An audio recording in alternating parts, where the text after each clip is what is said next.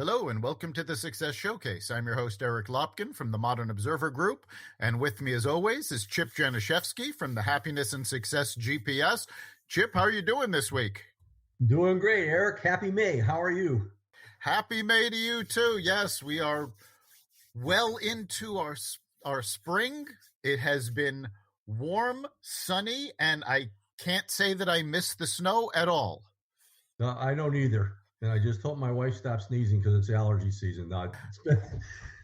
Tis the week for that kind of stuff. But yeah, it's just beautiful out there. Everything is blooming, and it's wonderful. Excellent time of year. Absolutely. So we've got a special guest here this week, Cailin McBee from Balance Massage.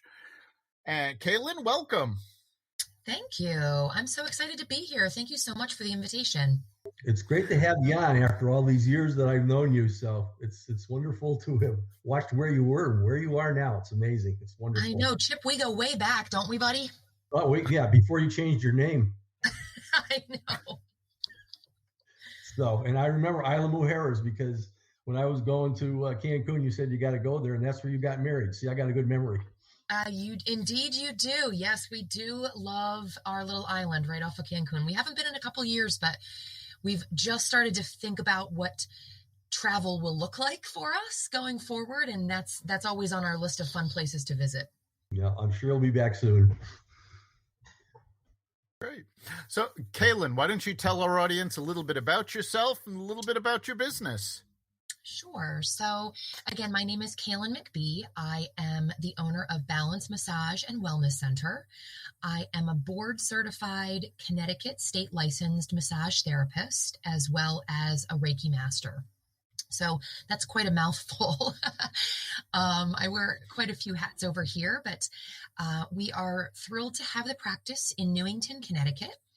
We were located in West Hartford for about 14 years, but then transitioned and expanded the practice just over the Newington line almost exactly 2 years ago. We had our ribbon cutting and opening in April of 2019. So we've been here for 2 years, one of which was through the fun pandemic. So I'm sure we'll chat about that. But just to give folks a little idea about who I am and where I came from, I have my bachelor's degree from Elon University in North Carolina in sports medicine with a concentration in exercise sports science. Again, another mouthful for sure. But once I graduated from college, I came up to Connecticut to attend massage therapy school up here. And that was actually about a little over 20 years ago, 21 years ago. And I have been a practicing massage therapist ever since. So that gives you just a little bit about my background as far as the practice and what you might expect to find here at Balance Massage and Wellness Center. So we're a multi-practitioner wellness center. We have practitioners. I have 2 therapists that are part of my staff. So they work with and for Balance Massage, but we have other practitioners that collectively share the space together with all of us. So we have other massage therapists, we have athletic trainers, we have nutritionists, we have estheticians specializing in natural skincare, and we also offer yoga. So we're a really well-rounded location where we've just curated ourselves as really becoming kind of a one-stop shop for all of your health and wellness needs. Great. Based on that timeline, you graduated when you were 12. So, you know, I feel pretty fortunate that I really had a very clear vision of the direction that I wanted to go when I was pretty young. So, you know, my path was, I think, straighter than some people who perhaps wander in and out of different industries. This is what I've always wanted to do, and I feel very fortunate that this is the industry that I've been in for my entire professional career. So I feel very fortunate for that. Yeah, right, so I know you for most people understand what, massage therapy, sports medicine, all of that. But can you tell our audience a little bit about what is Reiki? That seems to be the $1 million question lately. Reiki is a form of energetic healing. And so the theory behind Reiki is that we know from theorems and from science that we are all energy, right? We're all energetic particles that are bouncing off of each other. So the theory for Reiki is that when those channels of energy get blocked, then they can manifest in sometimes physical pain or kind of an emotional hang up. And so the process of Reiki helps to clear those energetic channels. Sometimes people have heard of energy centers. They're called chakras. Some people have heard of your heart chakra or your third eye.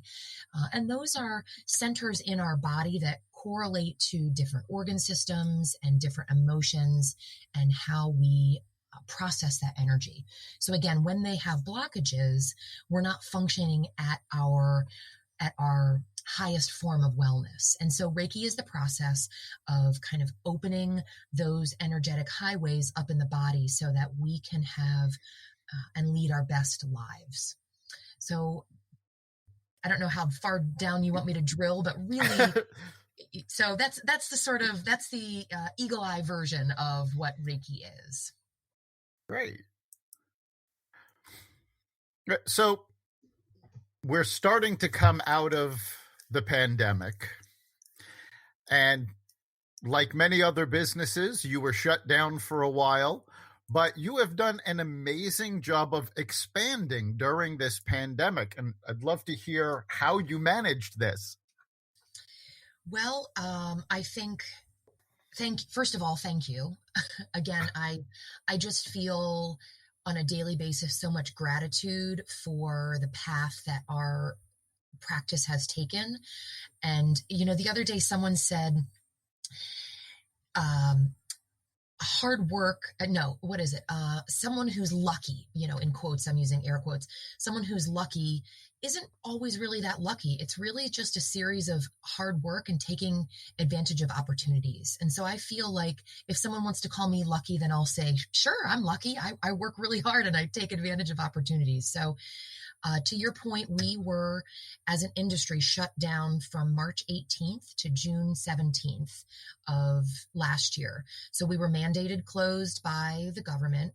We were not allowed to work.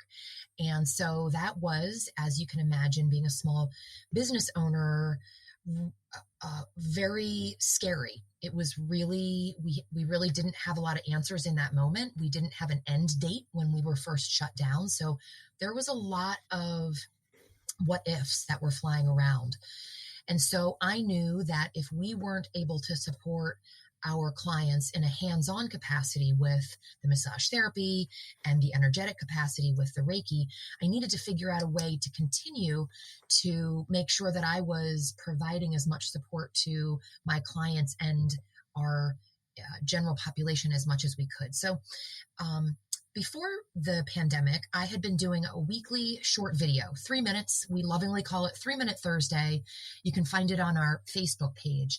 And so one of the first things that I did was actually really increase the online content that we provided. So I was doing videos probably 3 times a week on all sorts of a myriad of health and wellness topics. So on ways to stay active, on suggestions to keep a positive outlook, because I think that that's so important. And of course, you and Chip, of course, talk a lot about positive mindset and, leading your best life in that way. So I really increased my online content. One of the other things that I did during the time was I really increased the involvement that I had with both of the chambers of commerce that I am members of. So I'm a member of the West Hartford Chamber of Commerce, and I'm a member and on the board of directors for the Newington Chamber of Commerce. And so everything sort of looked a little differently. When we were previously meeting to network with other small business owners, we were doing that in person, but of course during the pandemic that shifted and changed. So all of that became online. We're Zooming now, which is a verb, but So I really made a conscious effort to stay connected with my other small business owners to figure out ways that I could be supportive for them and they could be supportive to me. We were all in a pickle, and we didn't know what was coming next. We really didn't have any idea of what was coming down the pike. And so we were just trying to, again, keep that positive mindset, support each other in all of those ways. And then pretty shortly, when we realized what protocols needed to shift and change in order for us to safely return to work in person, then the scramble came to, similarly to a lot of other businesses, where we were looking for some of that protective equipment. We were really being thoughtful about the protocol changes that we had at the office in order to best keep our clients as safe as possible, along with our practitioners here. Safety really was our number one priority. And it was kind of a process figuring out how all of that was going to puzzle piece itself together. And so by the time we got to when we were allowed to open, I think, if I'm remembering correctly, because it was, thank goodness, almost a year ago, when we reopened our online booking system, within 24 hours of us allowing clients to book again, we were booked solid for 2 weeks out. And I feel, again, such gratitude that we have been going like gangbusters ever since. Clients are, of course, coming back when they feel ready. Some were ready sooner than later. And of course, we respect everybody's personal level of comfort to rejoining the in-person community again. But we were really happy to see all of our clients back. I missed everybody. Oh my gosh. That was the longest time that I hadn't done hands-on work. And frankly, since I hadn't worked since I was like 14 years old, but so I was thrilled to see our clients back, and everyone and a lot of people were ready. So we were very, what's the right word? We had placed ourselves knowing that our safety protocols were in place and that our staff was ready to come back. And so through all of this, we gained so many new clients that we ended up expanding and hiring another massage therapist as a part of the team. So that's sort of that's a long-winded answer, but that kind of gives you some idea of what it looked like for us sort of through this process and expansion. Yeah, it's obviously it's been an amazing year for that. You and I go back to the OOs at some point in time. And you had the little place in West Hartford with a couple of massage therapists there, and I know we did some focused networking groups and things like that. And what you've accomplished, it's absolutely no surprise to me, because one of the things that's always impressed me about you really are two things. You're proactive about things, and you're very, very focused. And you have a really huge network. And again, by collaborating with them and giving to them as much as you possibly can, that's how it works. But you always come to networking meetings with a specific ask prepared. Back when we were doing 5-minute presentations live in West Hartford, you had everybody sign up for your YouTube page and so on and so forth. So, I mean, you are really good at the call to action type thing, planning things and just making it happen. So it doesn't surprise me a bit that you are where you are and that you handle where you were with that. And obviously you have a lot to offer people just by showing them what you've done and how you've done it. I'm sure that that's rubbed off on a whole lot of people too, because I'm sure you probably have a lot of successful people working in your place also. So just an observation. Well, those are very kind words, Chip. Thank you very much. I lead my life not just professionally, but also personally from a place of abundance. And what I mean when I say that is, there's enough for everyone. And when I do well and I help someone else do well, that means all boats rise with the tide. And so whether that's another, health and wellness practitioner that maybe approaches me to see a lesson learned or to ask a question about what it was like when I first started my practice, or would it make sense for them to do this or try that? I'm always happy to provide a little bit of that mentorship and to really share in the fact that wellness is for everybody, and being able to be a support. And as someone who, even though I'm not getting older, thank you guys for asking, I do continue to gain years of experience. So I'm someone who is seasoned, and I kind of think of myself still as a beginner, but perhaps that beginner's mind is what keeps me, striving to do better things and to run my practice more efficiently and to help more people. And whether that's through the hands-on work or energy work, or whether it's, like I said, through mentorship at the chamber. So thank you, Chip. That those were really kind words from you. No, I wouldn't have said them if they weren't true, Cailin. So it's just really, really wonderful what you have done and what you're continuing to do. So, and obviously, the positive mindset, the abundance attitude, and so on and so forth, that's so important. And that really comes from our childhood, because we grow up carefree and so on and so forth. And if we keep that with us and just look on the bright side of things, it means a world of difference. Well, and you always have a lot to say about that, and your presentations and your overviews are focused on that. So, even for someone like me who has worked hard at making that a part of sort of my whole being, it's always great to hear your reminders on our Zoom calls about, smiling at yourself in the mirror and, being positive and helping others and doing all of those things. It's, these are messages that are so important always, and even more so today. I think that is really a wonderful thing to bring to the plate. Yep. And they're not really hard to do. No, they're not. Yeah, you've credited a lot of your success to positive mindset and gratitude. You've mentioned it a couple of times here today. I know a lot of people, especially during the pandemic, have found it difficult to maintain this. So what do you do when maybe you're not feeling your best, but you want to reinforce that? How do you do that? Well, that's a great question, because I feel like if somebody thinks that every single day I wake up and I'm Susie Sunshine, that's probably not an accurate picture either. We all have emotions. We all have stuff that's going on in our lives, right? So one of the things that over the years I have found, and I don't know that I did it purposefully, but I identify it retrospectively, is incorporating physical movement into my life has made a really positive impact in my mental health.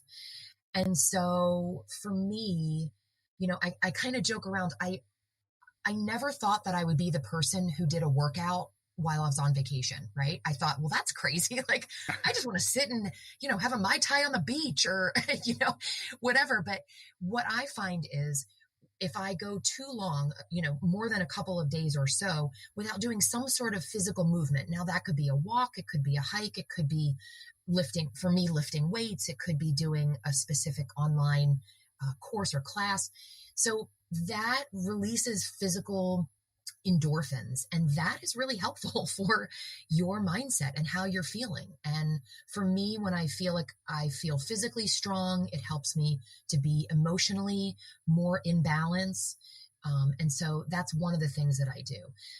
One of the other things I do is, certainly things happen in our lives that are challenges and that are difficult, but there are always ways to find a positive aspect about something.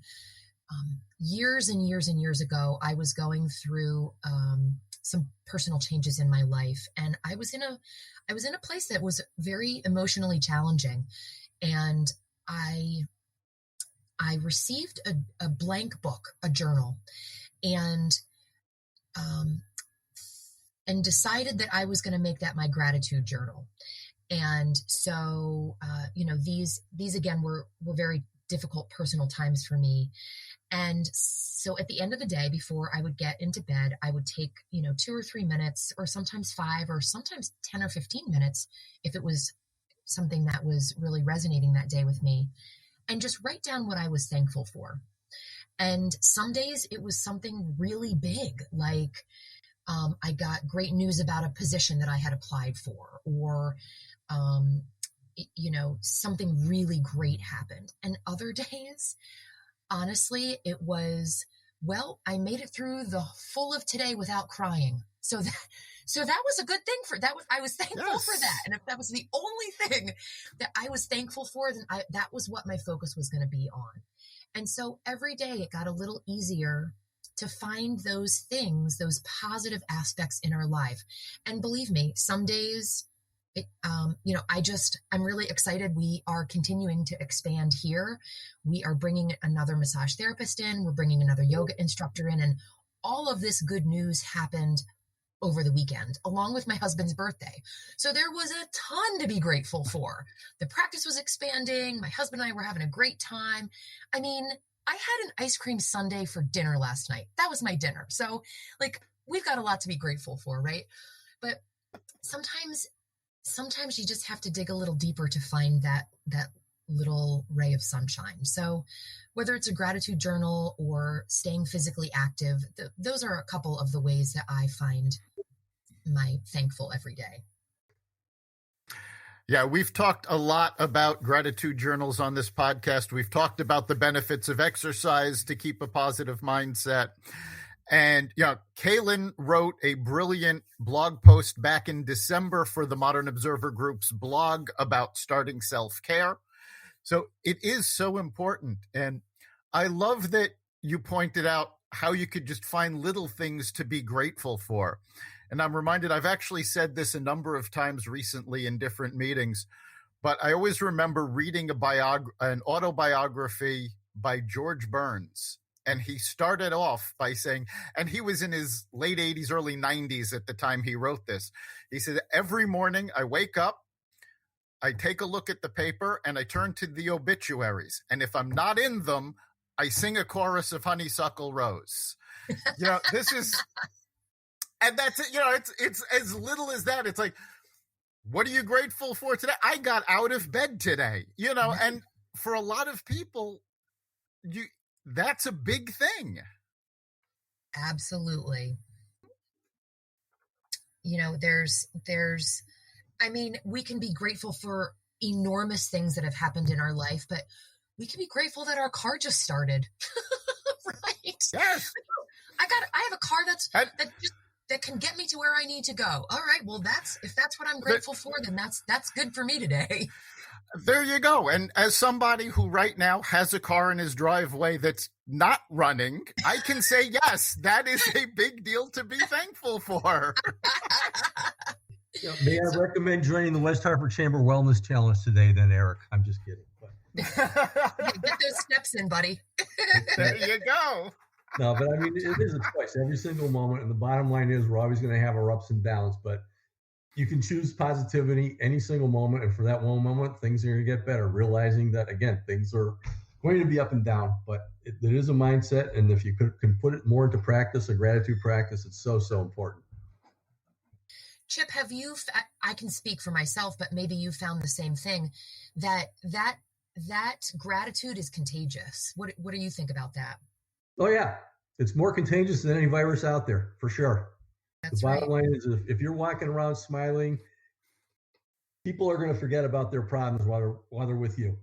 So basically there's a book called The Tipping Point. It only takes 1 or 2 people to really start a movement. And that's what it's all about. So you get in a room full of people, you start talking about this. And it happens in networking meetings every single week. We get together at first thing in the morning. We could have been having the worst morning or the worst night the day before. And then we talk about the darndest things between 7:30 and 7:45 every single week.